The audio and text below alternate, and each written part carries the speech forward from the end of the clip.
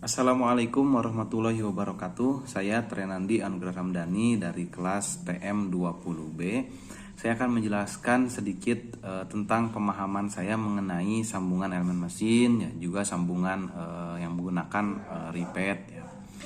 Sambungan-sambungan elemen mesin ini menjadi salah satu hal yang penting dalam pembuatan elemen mesin. Ya. Kenapa? Karena komponen-komponen pada elemen mesin itu ya kompleks sekali, ya banyak sekali, dan ini memerlukan sambungan yang menyambungkan antar komponen. Nah, ini biasanya sambungan ini itu ada yang besar, ada yang kecil, ya. Antara yang disambung dengan yang menyambung itu biasanya beda ukuran, dan ini nantinya menjadi konsentrasi benda, ya, konsentrasi beban,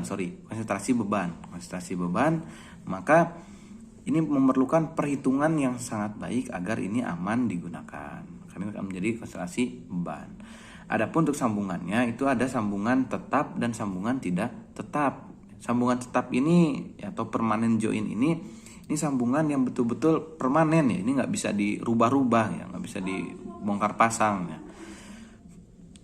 Ini biasanya ada pada sambungan las-lasan, ya. Jadi las-lasan itu biasanya kalau memang ini perlu dibuka, perlu dibongkar, ini harus dirusak, ya. Atau misalkan sambungan repeat itu sama.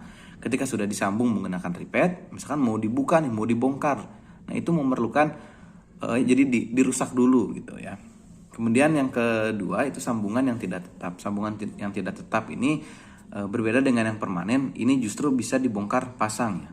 Seperti misalkan sambungan ulir, baut gitu kan. Nah, itu bisa dibongkar pasang tanpa merusak, ya. Kalau yang tadi permanen kan itu harus dengan merusak, kalau ini tanpa merusak. Kemudian untuk sambungan repeat sendiri, sambungan repeat ini sambungan yang digunakan untuk menyambungkan antara plat.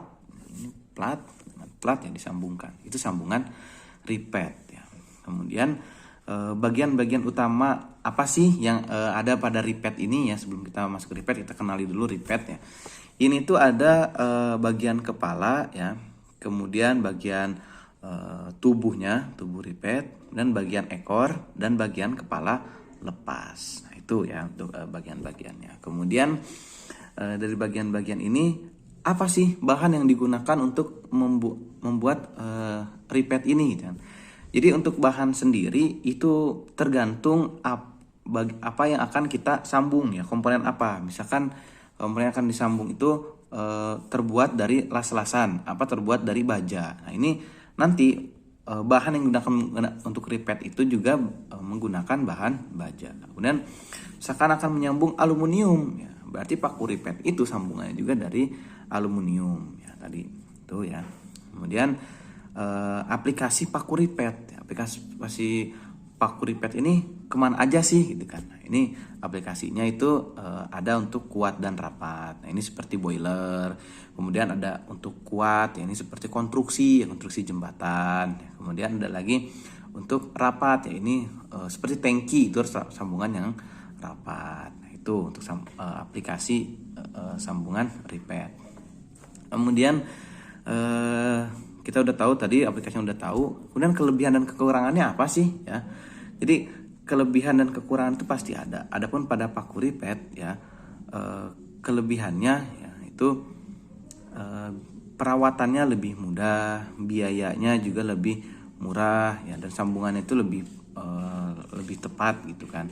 Kemudian kekurangannya, ya, jadi kekurangannya pada paku repeat ini, ya, sambungan dengan lubang ini benar-benar harus sesuai, ya. Umpama lubangnya itu 3,5, ukuran repeatnya 3,5, sedangkan lubang diameter yang terbentuk malah 5 mili, ya, otomatis itu tidak bisa digunakan, ya. Kemudian cara pemasangan paku repeat, bagaimana sih cara pemasangan paku repeat, ya? Sebenarnya ini termasuk simple, ya, untuk paku repeat, cuman harus dengan perhitungan yang tepat. Misalkan kita akan menyambung 2 plat aluminium, 2 komponen aluminium misalkan, ya. Jadi kita di sini menunjukkan satu yang akan disambung, ya, dengan yang ini bagian yang disambung misalkan. Nah, ini keduanya dilubangi dengan diameter yang sama, ya. Antar platnya itu dilubangi dengan diameter yang sama. Misalkan pakainya 3,5 mili. Nah, 3,5 mili, kemudian dilubangi.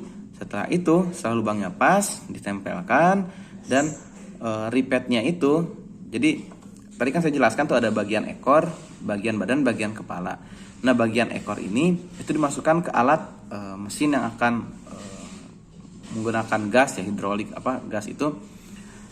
Ini masukkan ekornya, kemudian nanti bagian kepalanya itu kita masukkan ke bagian plat sambungan tadi ya, masukkan situ, kemudian diisi anginnya, digas gitu kan, ada pegasnya itu, sampai nanti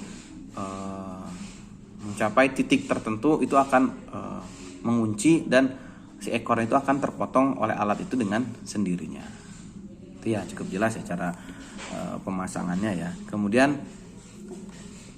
jenis-jenisnya apa aja sih gitu kan. Nah, ini jadi ada sambungan dengan